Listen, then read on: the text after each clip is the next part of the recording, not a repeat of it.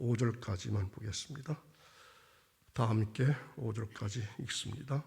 여호와께서 애굽 땅에서 모세와 아론에게 일러 말씀하시되 이 달을 너희에게 달의 시작 곧 해의 첫 달이 되게 하고 너희는 이스라엘 온 회중에게 말하여 이르라.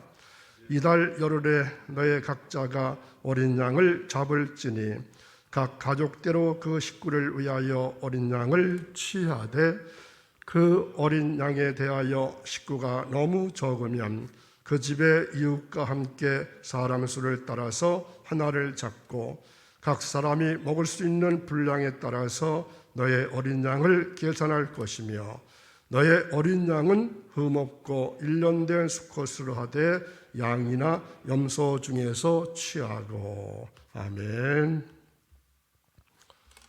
오늘도 새벽에 오신 사랑하는 여러분, 우리가 통과해야 할 곳이 아무리 어두운 터널이 할지라도 하나님은 그곳에 계십니다. 이러한 믿음으로 오늘 하루도 승리하는 신앙삶을 살아가시기를 간절히 바랍니다. 오늘 말씀의 제목은 지난 시간에 이어서 6월절 규례의 규정 두 번째 시간입니다. 찾아야 할 중심 단어는 6월의 뜻을 찾아보시고 양을 잡는 시기, 그리고 어린 양의 의미, 누룩의 의미, 이러한 중심 단어를 찾아보시기 바랍니다. 오늘은 특별히 다 읽진 않았지만 14절까지 말씀 전체를 한 절씩 읽어가면서 은혜를 나누고자 합니다. 먼저 1절과 2절을 보겠습니다.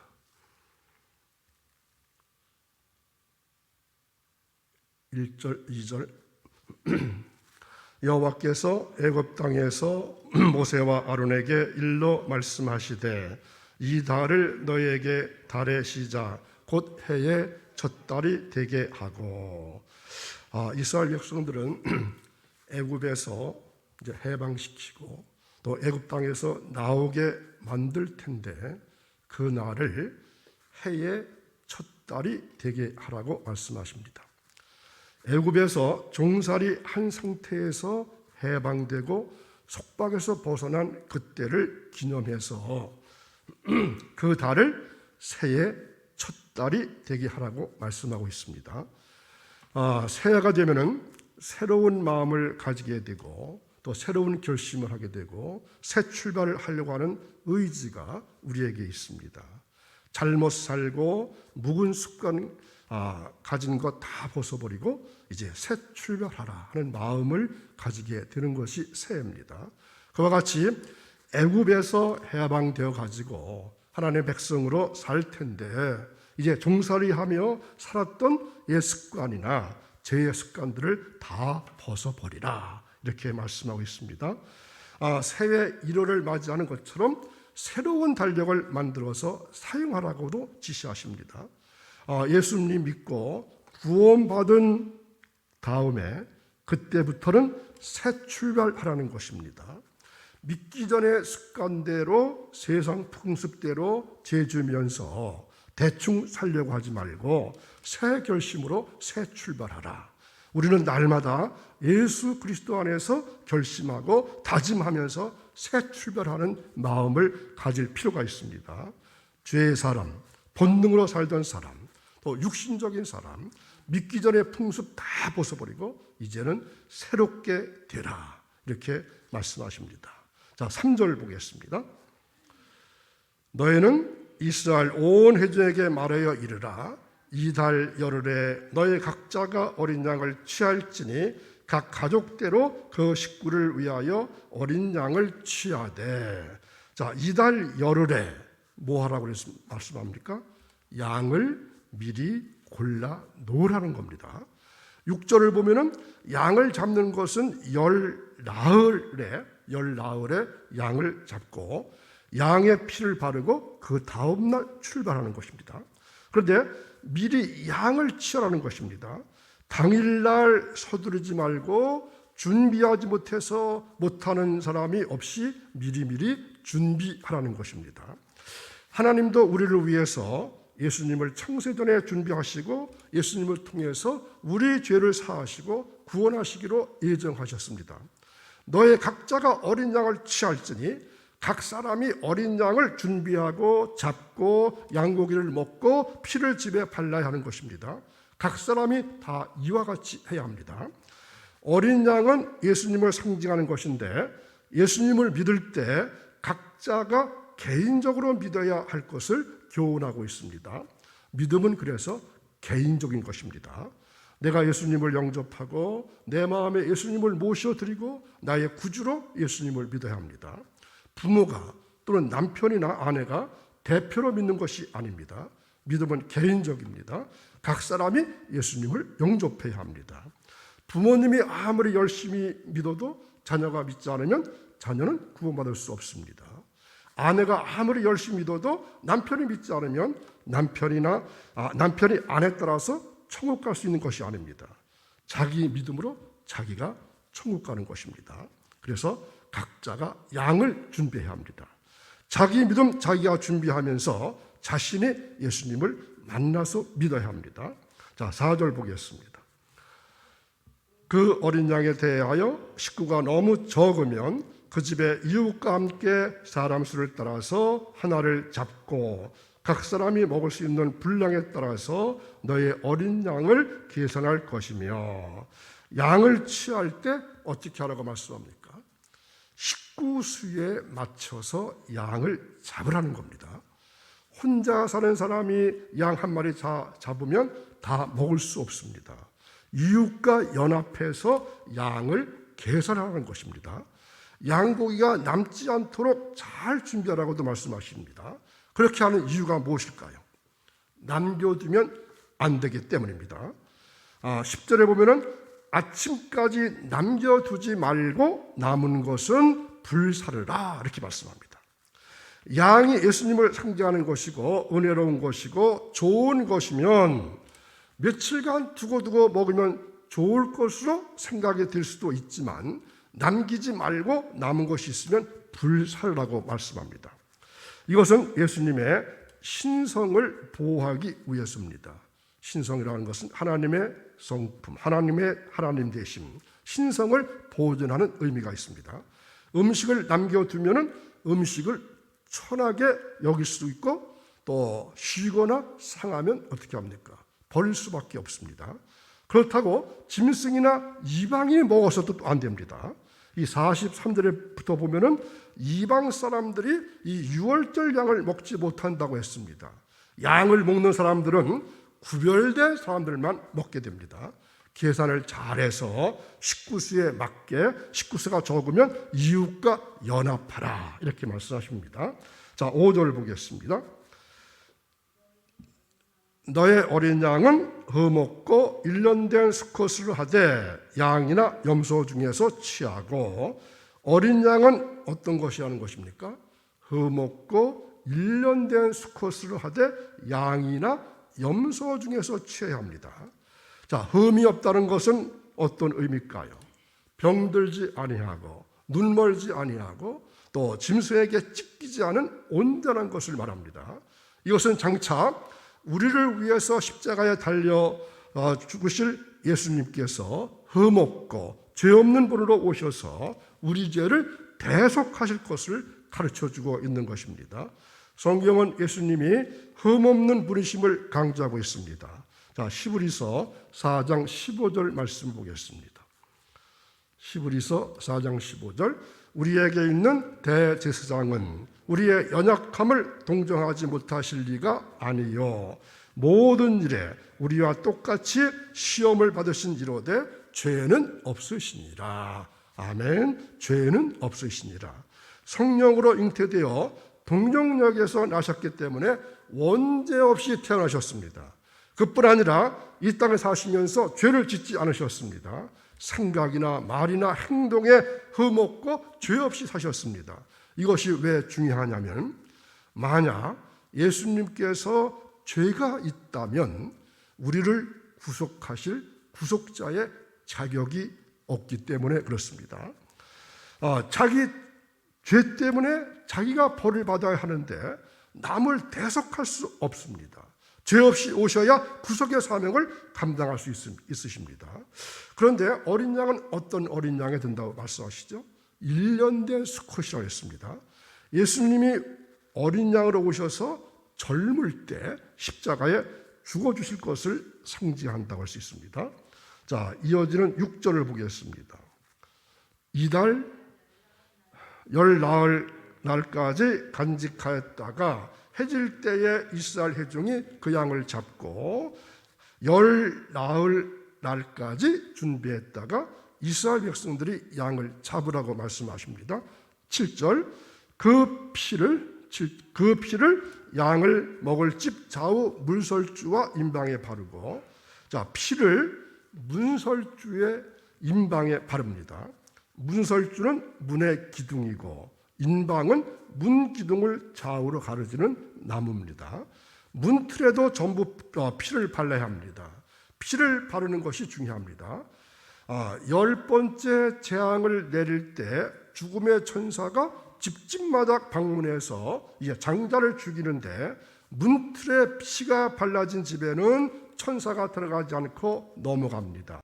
이것이 바로 유월입니다. 유월은 넘어간다는 뜻입니다.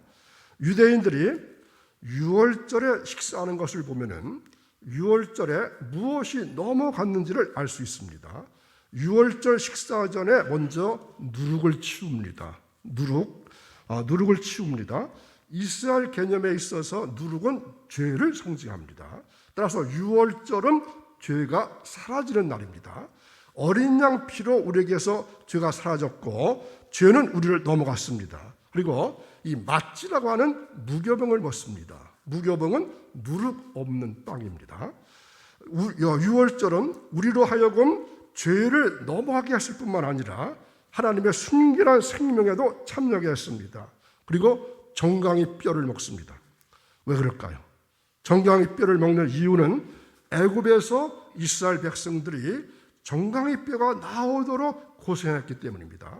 그래서 유월절은 그 아픈 고통도 넘어간 날입니다. 또 마르라고 하는 쓴나무를 먹습니다. 애굽에서의 삶이 너무 고통스럽기 때문입니다.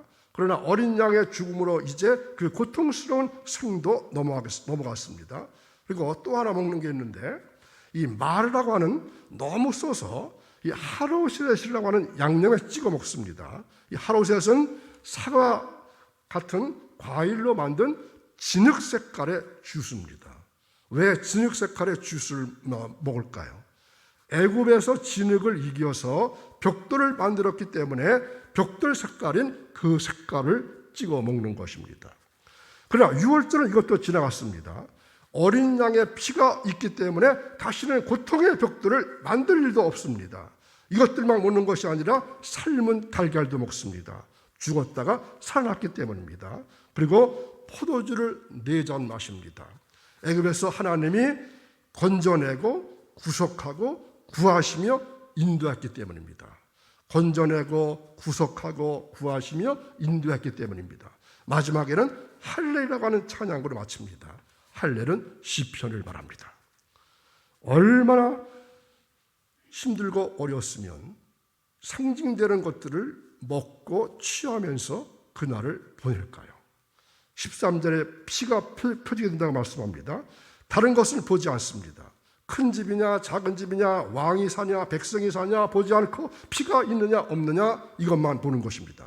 피가 있으면 넘어가고 피가 없으면 장자를 죽이는 것입니다. 바로 왕의 장자도 죽었습니다. 아무리 부자여 권세 있고 힘 있는 사람이라 할지라도 피 없는 집은 가서 다 죽이는 것입니다. 피가 그래서 가장 중요합니다. 피가 표적이 됩니다. 피를 바르는 것이 중요합니다. 13절 끝에 보면은 내가 피를 볼 때에 너희를 넘어가리니 이렇게 말씀합니다. 예수님을 믿으면 예수님의 보혈의 피로 말미암아 죄사함을 받는 것입니다. 이것만 보시는 것입니다. 자, 8절을 봅니다. 그 밤에 그 고기를 불에 구워 무교병과 쓴나물과 아울러 먹되, 자, 양고기를 먹는 것입니다. 이것은 아주 실제적입니다. 내가 먹어서 삼켜서 소화해서 내 것으로 삼아 하는 것입니다. 먹는 것은 가짜로 할 수가 없습니다. 여러분, 먹는 거 가짜로 할 수 있을까요? 흉내낼 수도 없습니다. 예수님을 믿는 것, 실제로 믿는 것입니다. 믿는 척하는 것이 아닙니다. 실제로 예수님을 마음에 영접하고 예수님과 내가 하나 되어서 사는 자리까지 나가야 합니다. 요한복음 6장에 보면은 내 살을 먹고 내 피를 마시라고 말씀하십니다. 먹으라고 하는 말씀입니다. 먹는 것은 사실적인 것입니다. 예수님 믿을 때 분명하고 확실하게 정확하게 믿으라는 것입니다. 양고기를 먹을 때 구워 먹으라고 했습니다. 구워 먹는 것은 고난을 통과하는 것입니다. 무교병은 누룩 없는 떡을 말합니다. 딱딱하고 소화시키기도 힘듭니다. 맛도 없습니다. 그러나 누룩 없는 것은 죄 없는 것을 상징합니다. 그러니 맛없어도 딱딱해도 먹어야 합니다. 사실 쓴 나물도 먹기 어렵습니다. 누룩은 죄를 상징하는데 예수님을 믿고 믿음으로 살면서 죄를 떠난 삶을 살고 고난을 각오하고 주님을 섬기는 것을 살아야 할 것을 말씀하고 있습니다. 믿음의 길은 고난의 길입니다. 좁은 길입니다.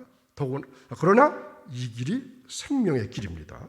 구원과 생명과 은혜를 받는 것입니다. 어느 길로 가야 생명을 얻을 수 있는가를 구분해야 하는 것입니다. 자, 11절을 보겠습니다.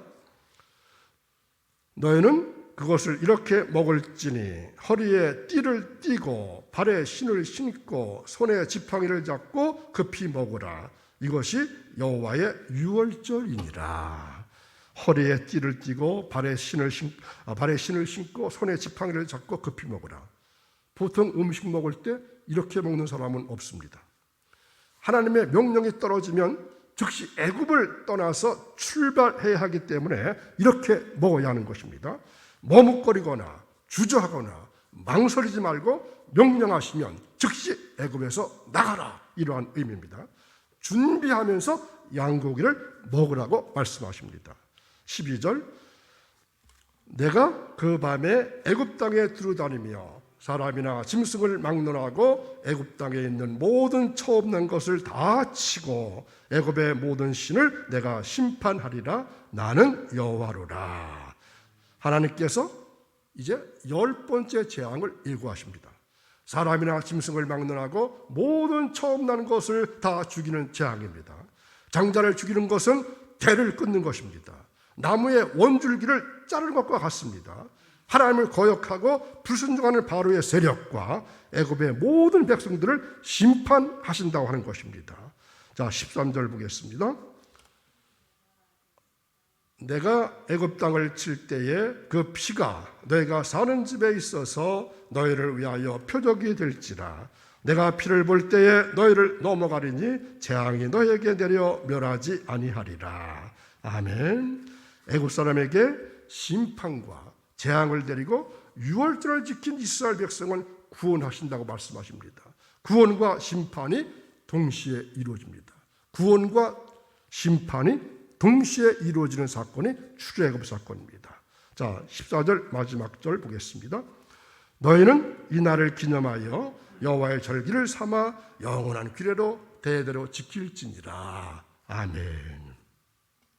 자, 유월절을 제정하시고 영원히 지키라고 말씀하십니다. 유월절은 어떤 날입니까? 애굽에서 해방된 구원받은 날입니다. 구약시대는 대대로 유월절을 지켜왔습니다. 신약에서는 예수님이 오셔서 완전한 유월절 어린 양이 되셔서 구원을 완성하셨습니다. 유월절을 성찬식으로 바꿔주셨습니다. 구약의 할례는 세례로, 유월절은 성찬식으로 바꿔주셨습니다. 유월절 양은 어느 특정한 사람이 혼자 잡는 것이 아니라 그것을 구별한 모든 사람이 함께 잡았던 것입니다. 그러므로 우리는 구원받은 은혜에 감사를 늘 해야 합니다. 구원의 은혜를 잊지 말고 살아야 합니다. 날마다 하나님의 은혜로 예수님의 십자가 공로로 죄사함 받고 구원받은 것을 기억하면서 살아야 합니다. 가장 중요한 말씀은 피가 표적이 된다는 말씀입니다. 예수님을 믿는 것이 가장 중요합니다. 구원받은 은혜에 감사하면서 하나님께 영광을 돌려드리는 여러분의 신앙 삶이 오늘도 이어지시기를 주님의 이름으로 축원합니다. 기도하겠습니다.